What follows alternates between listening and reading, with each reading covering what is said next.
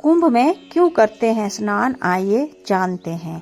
नमस्कार दोस्तों, शरीर की शुद्धि के लिए स्नान का महत्व है। शास्त्रों में 4 प्रकार के स्नान वर्णित हैं: भस्म स्नान, जल स्नान, मंत्र स्नान एवं गोरज स्नान।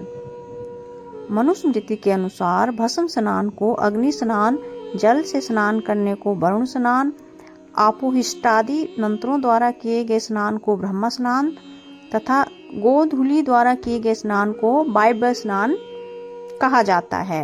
अतः स्नान द्वारा ही शरीर शुद्ध होता है। स्नान के उपरांत पूजन करने से शांति प्राप्त होती है एवं मन प्रसन्न रहता है। जब साधारण स्नान करने मात्र से इतना लाभ होता है तो महाकुंभ जैसे विशिष्ट पर्व पर पवित्र पावन शिप्रा नदी में स्नान करने से कितना पुण्य लाभ प्राप्त होगा। सिंहस्थ महापर्व में शिप्रा नदी के पवित्र जल में सिंहस्थ कर पुण्य लाभ अर्जित करने का अवसर केवल उन भाग्यशालियों को ही प्राप्त होता है जिन पर महाकाल बाबा भोलेनाथ की कृपा हो। पवित्र नदियों में स्नान करना महान पुण्यदायक माना गया है। शास्त्रों की मान्यता है कि इनमें स्नान करने से पापों का क्षय होता है। शिप्रा का महत्व और कुंभ।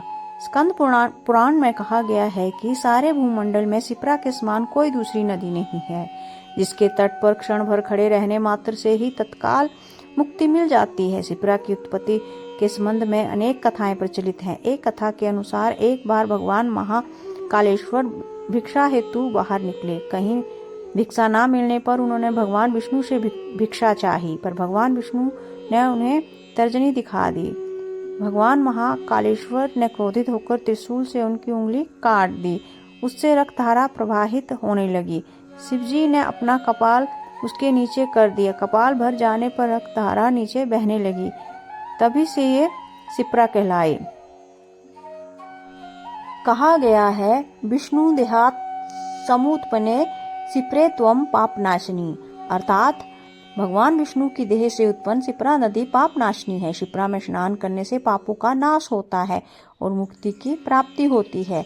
सिंहस्थ पर्व पर शिप्रा में स्नान करने का महात्म्य तो और भी पुण्यदायक है। इस नदी में स्नान करने से धन धान्य, पुत्र पौत्र वृद्धि और मन की शांति मिलती है। इस नदी को अशुद्ध करने पर घोर पाप मिलने का भी शास्त्रों में वर्णन है। सिंहस्थ में आए सभी धर्म प्रेमी जनता से निवेदन है कि नदी की शुद्धता और पवित्रता बनाए रखें और नदी दूषित करने के दोष से बचें। धन्यवाद।